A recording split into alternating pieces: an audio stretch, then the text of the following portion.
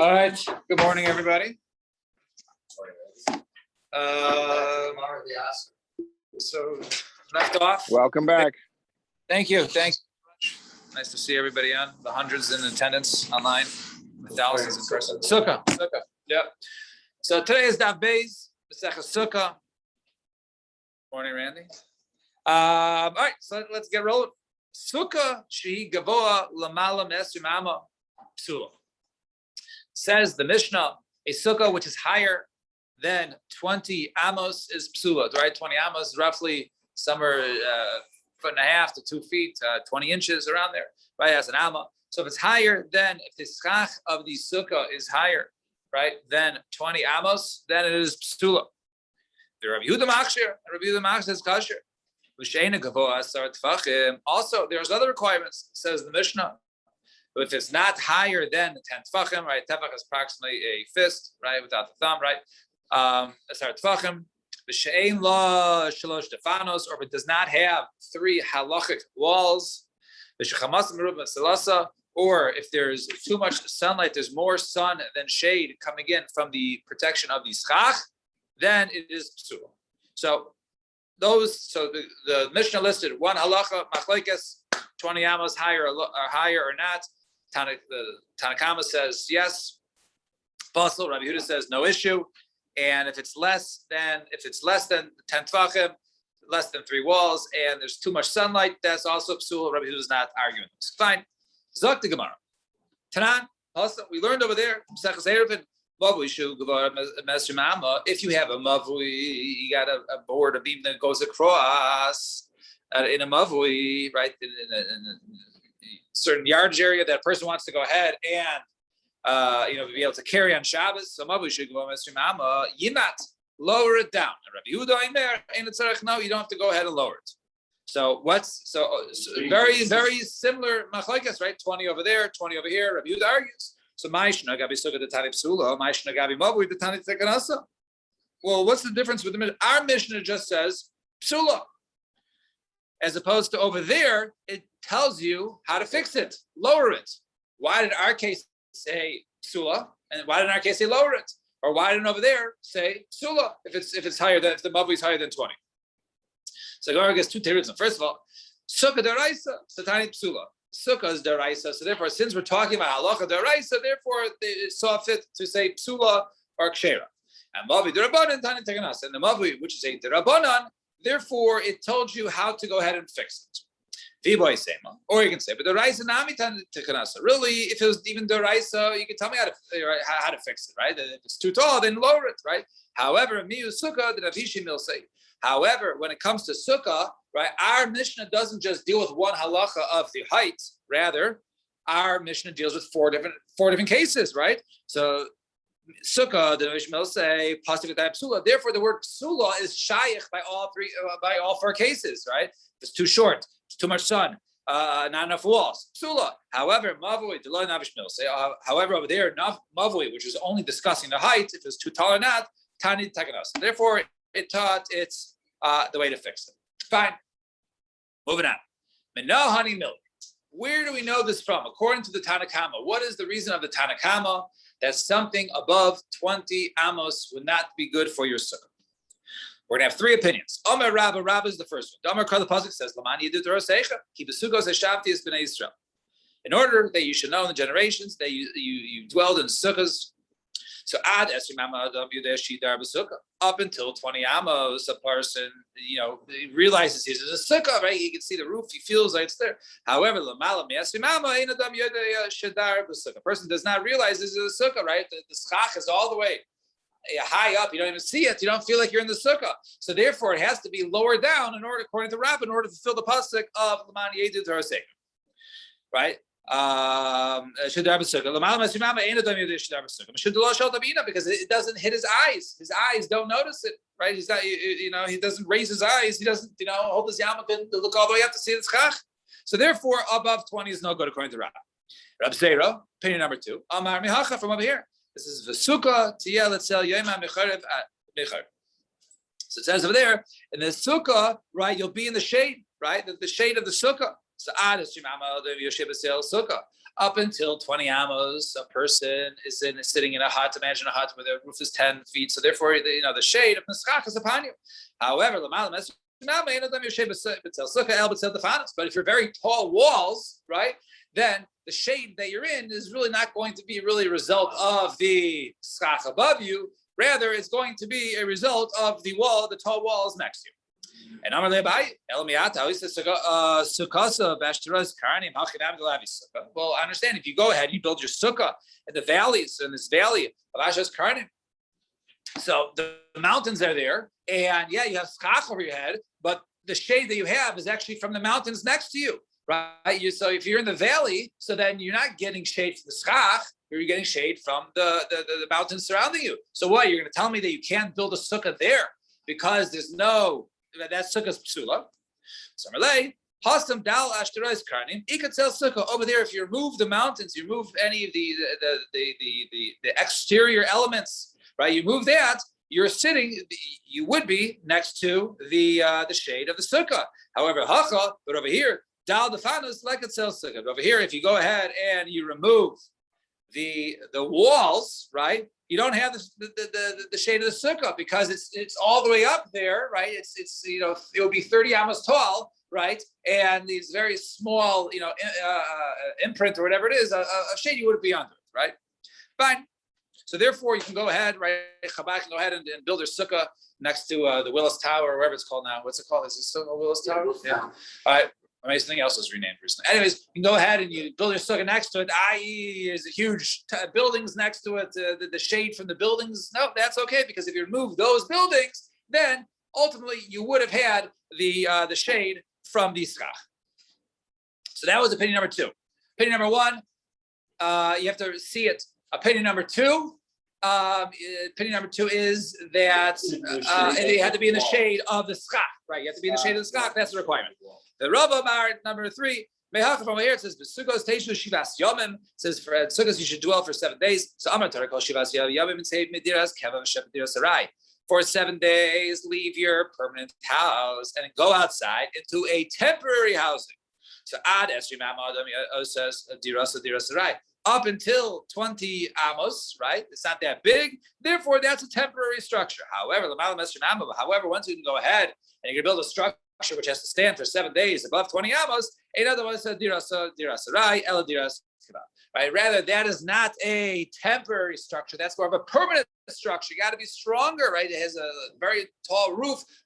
We need sound walls. So therefore, that's not considered to be a temporary structure. So Bai asked a question, which we're going to mention this later. But according to what you're saying, you can go ahead and you have metal walls for your sukkah. So you're telling me that's not a good sukkah? You got metal walls. That's right. That's pretty permanent, right? That shouldn't work. So I'm like, this is what I mean to say. Up until 20 amos. That's how people make normally their diras sarai. Up until 20 amos. Right? So a person who makes something, even though it's lower than 20, but he makes it strong, right? He makes it metal, so therefore he can also fulfill his obligation. However, higher than 20 amos, the other one said right? That normally if it's above 20, that's how someone makes a permanent structure. Therefore, if you make a temporary structure, even a weak walls, but above 20, that will not work because that's in general of the category of something which is permanent. Fine. Those are the 3 opinions. Rabba, Rab Zera, Rav. Now, Kulu Karabba lo Amri. The others don't agree with Rabba, right? Why? Because right? When the pasuk says, he wasn't telling you that you have to notice your schach. He was telling you there's a commandment, right, for other generations to know, right, that they lived in sukkahs, right? Right? And so therefore the pasuk is not used for that reason. And Kareb Zera, reason number 2, which they said you need to be in the shade of the schach. That pasuk is referring to Yemos HaMashiach. It's not referring to halach of sukkah, right? It says so that is referring to Yemos HaMashiach, right? Those sukkahs, right, will be for Yemos HaMashiach. Reb Zeir, so what did Reb Zeir say to that? He said, right? Let us say the lashon chuppah, right? You'll be in huts, right? Or chuppah, right? Why do you use the daf of the lashon of sukkah? It's hard to teach you both halachas. Yes, the Muslim Mashiach, you're going to be in types of huts, and also on sukkahs, you should be in the schach of the in the shade of the schach. And Karava Nami Lo Amri, and they don't hold like Rava, right? Who was the last opinion, and we're going to analyze him, that opinion the most, right? Who held that it was Diras Karava Nami Lo Amri, Mishum Kashi Diabai, because the Kashi Diabai, Rava says you can't be right in a permanent structure. So the Kasha Abaya was okay. Well, you make metal walls, right? You order the Bnei Kiva sukkah with the metal walls and the blue tarp around, right? Though that can stand, right? I've seen those up, throughout the year, even in the snow, right? So therefore, because of that kasha, they don't use that as a source. Now, come on. So we have the three opinions. Now comes the next part. So come on, Azlo Hadam Rabbi Yeshua. Now we're going to have a couple other opinions. So who does this statement of Rabbi Yeshua Marav go like? Machlekes b'shein defanas migias eschach. The only machlekes about whether 20 or above 20 is good is when the walls, right, actually reach the schach, right? About defanas migias, actually, when they don't reach the schach. So imagine you have your schach is right 25 amos high, right? But the walls are only 10 amos, right? You have the beams going up, so you have a lot of air coming in, whatever it is, but the walls don't go all the way up. So in that case, that's what the machlokes is, right? In other words, over there, then the Rabbanan say that it can't be over 20, and Rabbi Yehuda says even over 20. About the fanas megiyas eschach, but if the walls go all the way up to the 25 amos, right, to where the schach is, everyone agrees 20 amos is kshera. So who would this statement be like a Rabbi Yoshia statement? So come on, Karabba, Dummer, Mishum Shalta Ba'ino. It would be like Rabbah, right? Because according to Rabbah's whole thing was that your eyes won't notice it, right? However, if it came into the fanas megiyas eschach, Shalta Ba'ino.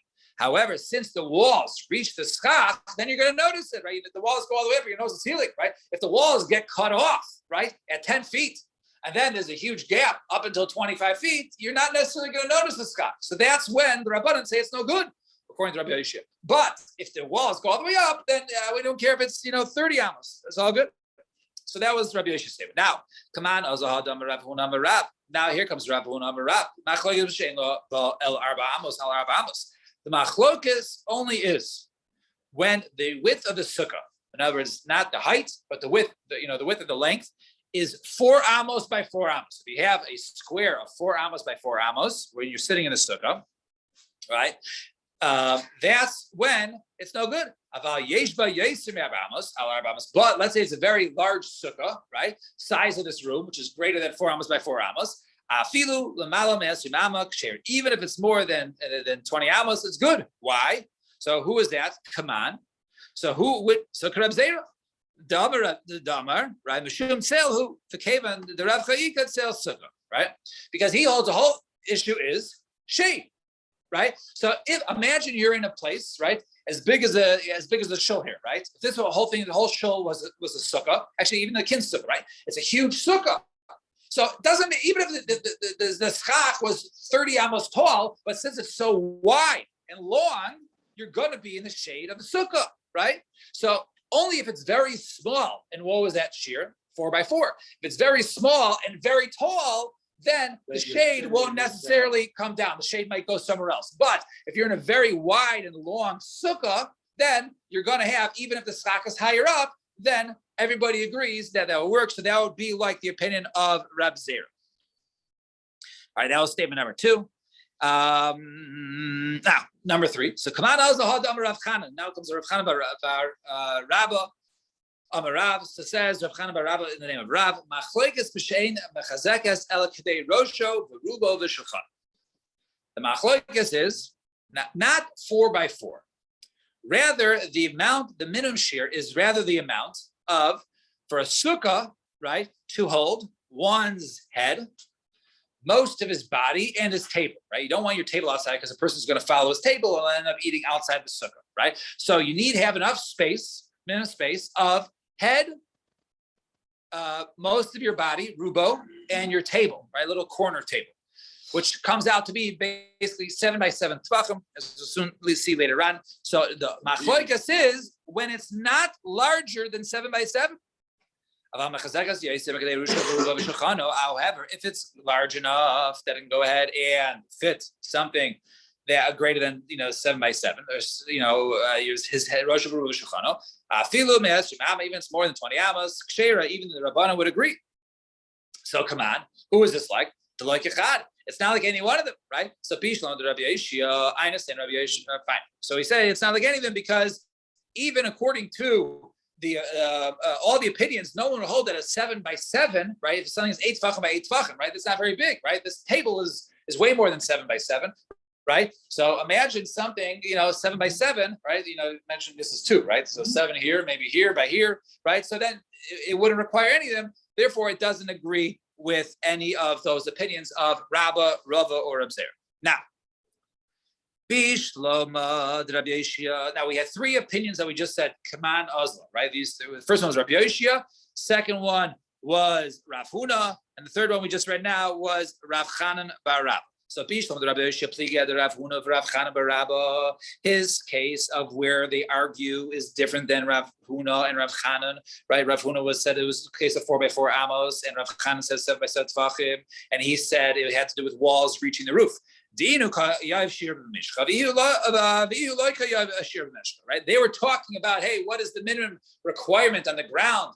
One said it was 4 by 4 amos was the machlokas. The other one said it was 7 by 7 tvachim. So he wasn't dealing with that. He was dealing more with the structure or the building of the height of the walls. El Rav Huna, Rav Chanan bar Rabba. But Rav Huna and Rav Chanan bar Rabba, who one said it was 4 by 4 amos, and the other one said it was 7 by 7 tvachim. Let's say they're arguing as to what is the minimum size of a sukkah, right? As you recall, our mission never talked about minimum size of a sukkah. Our mission just says the amount of walls, how tall, how short, right? And how much sunlight. It doesn't talk about the minimum size. So maybe that's the machlokes between these amarayim. The Mar Savar Hechsher Sukkah bar Amos, one held the Hechsher Sukkah is 4 by 4 amos. Mar Savar Hechsher Sukkah machzekes Rosh Hashanah Shulchan, and the other opinion would hold that the minimum size of a requirement of a sukkah is enough to fit his head, most of his body, and his table. So the answer is no. The Kuliyama Hechsher Sukkah Rosh Hashanah Shulchan. Everyone holds the minimum is Rosh Hashanah Shulchan, which would be 7 by 7. And over here is what's the argument? The Marsa Machzekes Rosh Hashanah Shulchan Pligi. One opinion holds, right, that the last opinion held that if it was more than 7 by 7, there's no longer machlokes. The only machlokes between Rabbi Yehuda and Rabbanan is at the minimum share of Rosh Hashanah.